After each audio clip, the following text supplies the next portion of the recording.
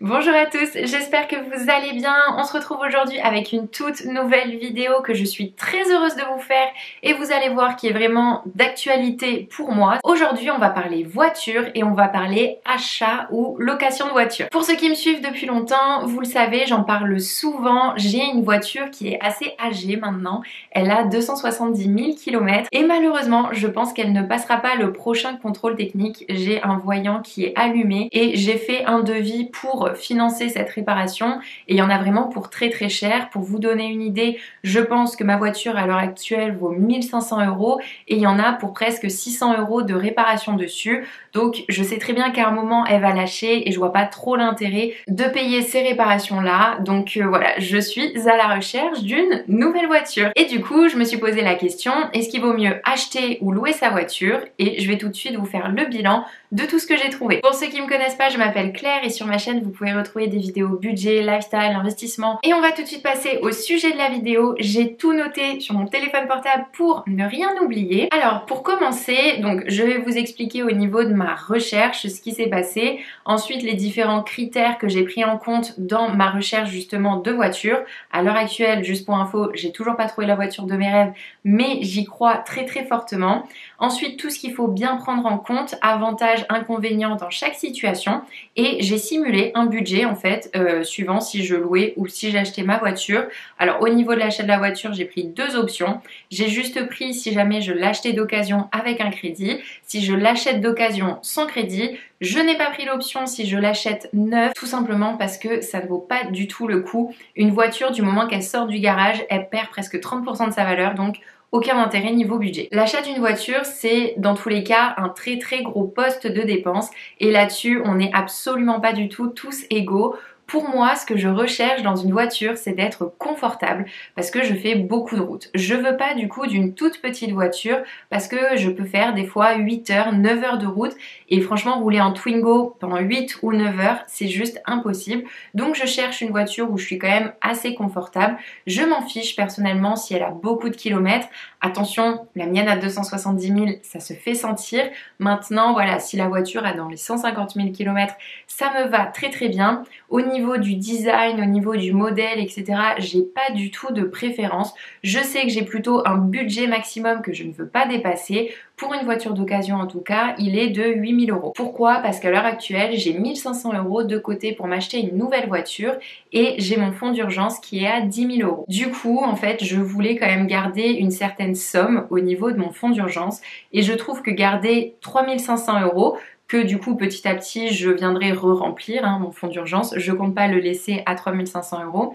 Voilà, je trouvais que c'était une bonne option. 3 500 €, s'il m'arrive quelque chose, je peux quand même le payer. Donc voilà. Au niveau des avantages et des inconvénients. Alors, premier avantage, des voitures neuves. On va pas se mentir, ce sont des voitures qui ont souvent beaucoup plus d'options et on est beaucoup plus confortable à l'intérieur. C'est vrai que là, justement, mes parents ont récemment pris une voiture en leasing. Et franchement, c'est un modèle qui est hyper récent, je crois qu'il date de 2023. C'est voilà, dedans on y est très bien. C'est vrai que par rapport à la mienne qui date de 2004, c'est pas tout à fait le même confort, il n'y a pas les mêmes options. Après, est-ce que j'utilise toutes les options au quotidien? Pas forcément, à vous de voir maintenant si vous voulez une voiture dernière option, dernier cri. Mais voilà, les voitures neuves ont quand même quelques avantages. Second avantage, c'est que souvent quand on achète une voiture neuve ou avec leasing notamment, il n'y a pas de frais d'entretien. Vous savez, tout ce qui va être vidange, etc., ça très souvent c'est pris en charge dans le leasing. Imaginons demain vous avez vos plaquettes de frein à changer, la plupart du temps c'est pris en charge, alors que si vous achetez une voiture d'occasion, ça va être un budget qu'il va falloir prévoir tous les mois parce que là ça va être à rajouter. Ensuite au niveau du carburant ou en tout cas de ce qui fait rouler la voiture, l'avantage d'une voiture neuve c'est souvent qu'elle consomme quand même un petit peu moins et surtout que ça peut vous donner accès à des nouveaux types de carburant entre guillemets comme l'électricité ou des voitures hybrides et c'est vrai que sur des voitures d'occasion qui ont un certain âge, malheureusement, c'est impossible de trouver des voitures hybrides ou électriques. Donc au final, la partie carburant peut être très fortement baissée, notamment si vous passez à l'électrique. Après, on va pas partir sur un débat pour ou contre l'électrique, mais c'est un fait, l'électrique coûte globalement moins cher que le carburant normal. Autre avantage du leasing, c'est que vous n'allez pas sortir une très grosse somme d'un coup, et je sais que ça peut bloquer certaines personnes de devoir faire des chèques de 10 000 € par exemple. Là, vous allez devoir mettre un apport. Dans la plupart des cas, il faut toujours mettre un apport de 1500, 2000 €, 2500 €. Ça dépend aussi de la valeur de la voiture. Mais du coup, vous allez sortir une plus petite somme au départ. Et voilà, psychologiquement, ça peut aider. Au niveau des inconvénients ensuite du leasing, voiture, etc., tout ce que j'ai trouvé. Le problème des voitures d'occasion, c'est que souvent, il y a plus de kilomètres, donc il y a du vécu, donc il y a plus d'entretien. Comme j'ai dit tout à l'heure, ça c'est un budget que je vais vraiment devoir prévoir. Au niveau des autres inconvénients du leasing, c'est que si vous ne prenez pas avec option d'achat à la fin, c'est que derrière, ça deviendra jamais votre voiture. Et je trouve ça hyper bizarre. En fait, je loue des voitures l'été quand je pars en vacances et tout. Et à chaque fois, mais j'ai tellement peur. En fait, c'est pas ma voiture. Je sais pas si vous voyez ce que je veux dire, mais quand c'est mes affaires, je suis tellement plus sereine que quand c'est pas mes affaires. Même quand j'ai une copine qui me prête quelque chose, mais j'ai tellement peur de l'abîmer. Après, du coup, c'est bien hein, parce que je prends soin de la voiture et tout et tout. Mais c'est vrai que j'aime bien quand ça m'appartient parce qu'au moins je peux faire ce que je veux et je suis complètement décomplexée. Autre point négatif au leasing, et ça faites très attention, c'est les frais si jamais vous respectez pas le nombre de kilomètres qui est prévu dans le contrat ou alors les frais liés à l'usure du véhicule.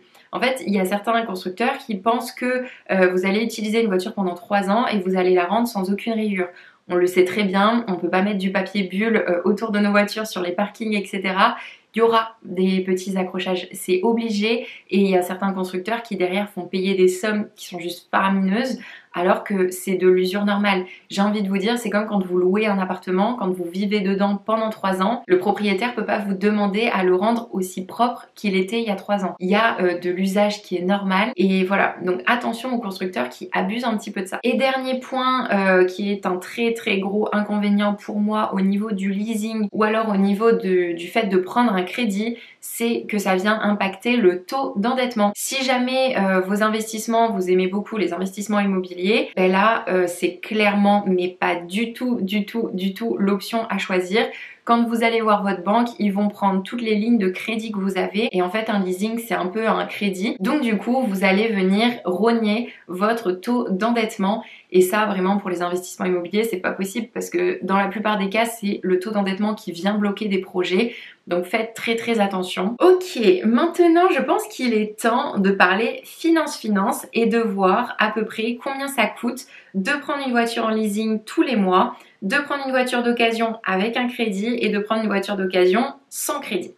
Premier cas, le leasing d'une voiture à environ 20 000 €. Alors une voiture à 20 000 € neuve, j'ai regardé, vous avez des Clio, des Peugeot 208, ce genre de voiture. Le loyer de leasing pour 36 mois est de 250 € par mois. Donc, comme je vous disais par rapport à votre taux d'endettement, dans tous les cas, il y a une ligne à 250 € qui vient se rajouter et malheureusement qui vient prendre un petit peu de votre taux d'endettement. Ensuite, comme je disais tout à l'heure, on va vous demander un apport initial d'environ 2 000 €. Du coup, j'ai lissé ça sur la totalité des 36 mois, ça fait 55 € par mois. On voit donc que loyer de leasing plus apport initial, on est à 305 € par mois. Les voitures, ça coûte cher, il faut faire très attention et surtout il ne faut pas vivre au-dessus de ses moyens. Les constructeurs, si vous allez les voir et que vous leur dites c'est bon je prends une voiture en leasing, rendez juste vous bien compte, 305 € par mois juste de location de voiture. C'est énorme, et derrière, oui vous avez une 208 etc. Vous n'avez pas non plus une Porsche, on va pas se mentir. Ensuite, au niveau de l'assurance, j'ai regardé à peu près 70 € par mois. On est bien d'accord que ça varie selon l'âge du conducteur, la ville où vous vous trouvez, là où votre véhicule stationne, etc. Mais un des désavantages malheureusement, parce que personnellement je ne le fais pas, de prendre une voiture en leasing, c'est que vous devez prendre une assurance complète, tout risque, tout ce que vous pouvez en fait. Parce que derrière le constructeur veut se protéger au maximum et du coup l'assurance coûte forcément un petit peu plus cher. Vous ne pouvez pas prendre du tiers plus comme je prends par exemple. On est donc maintenant à 375 €. Vous voyez, ça monte petit à petit. Ensuite, au niveau du carburant, alors ça c'est un post que j'ai mis. Maintenant, comme je vous disais, ça va dépendre vraiment si vous passez sur de l'électrique plutôt que sur du diesel. Là, en l'occurrence, une voiture à 20 000 €, Dans mon cas, je ne peux pas être en hybride ou je ne peux pas être en électrique. Ça sera une voiture diesel ou essence. Donc au final, ce point-là, j'ai décidé de ne pas le comparer étant donné qu'il va vraiment être équivalent que je prenne une voiture d'occasion ou que je prenne une voiture en location. Et dernier poste, pour finir, l'entretien et les réparations. Là, du coup, comme je vous ai dit, il n'y en a pas. Donc au final, votre voiture vous coûte à peu près, grosso modo, 375 € par mois, hors carburant bien sûr, parce que ça va dépendre combien vous roulez. Ça c'est pour le cas d'une voiture à 20 000 € pour environ 15 000 km par an. Nouveau cas, le cas du coup d'une voiture à 8 000 € qu'on prendrait sur 3 ans, au niveau du crédit aussi, comme ça on fait un peu du kiff-kiff. On va voir combien ça coûte. Alors, il n'y a pas de loyer de leasing, par contre, il y a une ligne de crédit et on est à peu près à 265 € pour un taux de crédit à 4%. Ensuite, au niveau de l'assurance, comme je vous ai dit, vous n'êtes pas obligé de prendre du tout risque. Donc, si par exemple on prend du tiers plus, on est environ à 50 € par mois, ça fait donc 315 €. Ensuite, le carburant, on ne le compte pas. Et pour finir, entretien et réparation, on est à 385 € par mois. Vous voyez donc que uniquement si vous voulez garder votre voiture sur 3 ans, il est plus intéressant de prendre une voiture neuve en leasing plutôt qu'une voiture d'occasion. Attention, je mets un gros attention, si jamais vous achetez une voiture d'occasion, ça deviendra votre voiture, vous pourrez donc la revendre par la suite et à ce moment-là, ça deviendra rentable.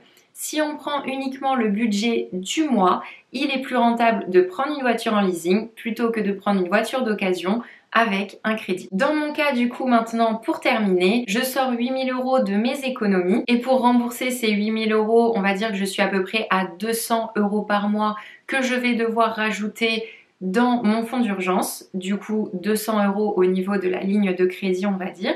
Au niveau de l'assurance, je reste à 50 € par mois, je suis donc à 250 € par mois.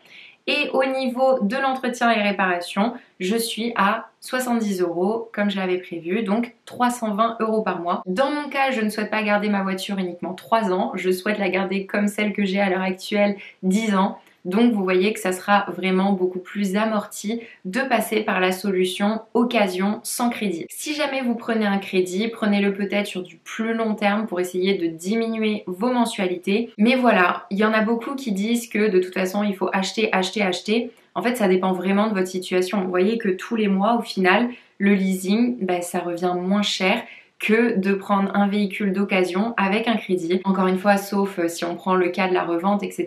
Mais là, je veux vraiment juste lisser sur un budget du mois. La ligne de crédit sera kiff-kiff. Franchement, je vais pas vous mentir, quand j'ai vu ces résultats-là, j'étais un petit peu surprise parce que je pensais vraiment que acheter une voiture, dans tous les cas, c'était beaucoup plus rentable. Et au final, on voit que les constructeurs jouent quand même pas mal le jeu et peuvent faire des options de leasing qui sont très intéressantes. Donc si vous aimez les voitures, si vous aimez changer régulièrement de voiture, être très confortable, le leasing peut être une très bonne option. Attention tout de même, la voiture ne vous appartiendra jamais et ça vous fait une ligne de crédit. Mais voilà, c'est pas une si mauvaise option que ça, je trouve. Acheter une voiture d'occasion, ça devient quand même votre voiture. Écoutez, c'est tout pour cette vidéo. Je serais curieuse de savoir si vous avez du leasing au niveau de vos voitures ou si c'est vos propres voitures. Est-ce que vous pensez un petit peu de tout ça? J'avoue que je m'y étais pas du tout intéressée avant de vraiment me dire là je vais changer de voiture, il faut que je m'y intéresse. Donc voilà, si vous pouvez me dire dans les commentaires, ça sera avec plaisir que je vous lirai. Si vous avez aimé la vidéo, n'hésitez pas à mettre un petit pouce bleu, on est bientôt 5000 sur la chaîne. Pour la vidéo des 5000, je vais lancer une FAQ pour que vous puissiez me poser toutes vos questions. Je vous promets, je répondrai à tout. Et sinon, je vous souhaite une très bonne journée et je vous dis à la prochaine pour une toute nouvelle vidéo. Salut!